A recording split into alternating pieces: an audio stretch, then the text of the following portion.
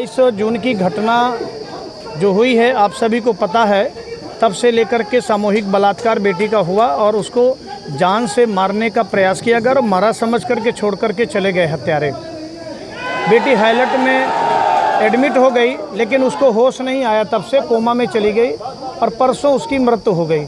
मृत्यु के समय हम सभी संगठन के लोग उसके गांव गए और हमारी जो प्रशासन से डिमांड थी, मांग थी, उस पर हम लोगों ने कहा इसकी तत्काल कार्रवाई हो, तत्काल आर्थिक दृष्टि से उनको विकलांग किया जाए, सभी प्रतिष्ठान उनके गिराए जाएं, उनका जो ट्रेवल्स है उसका लाइसेंस जब्त किया गया जाए और जिलाधिकारी महोदय से कहा गया था कि इनकी जितनी भी गाड़ियां हैं उनको सीज किया जाए।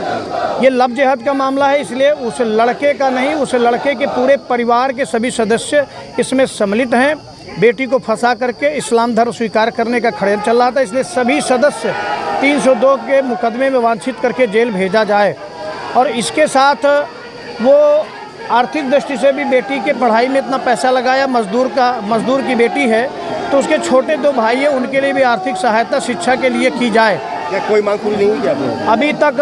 मांग उन्होंने कल मेरी रात में प्रतिनिधिमंडल पुलिस अधीक्षक से मिलने गया, जिस पर उन्होंने कहा कि हमने 2-3 बातें की, जैसे कि हमने अपने रिस्क पर घर गिरवाया, अन्य चीज़ों की बात हुई। लेकिन इसके बाद मेरा इतना कहना है कि जिलाधिकारी महोदय ने कोई भी गंभीरता से काम नहीं किया। सदर मजिस्ट्रेट उप जिलाधिकारी भी मस्ती से बनारस में मीटिंग में थे, उनके घर की घटना होती तो मीटिंग छोड़ करके चले आते, लेकिन मीटिंग समाप्त होने के बाद भी वो कल नहीं आज आए हैं।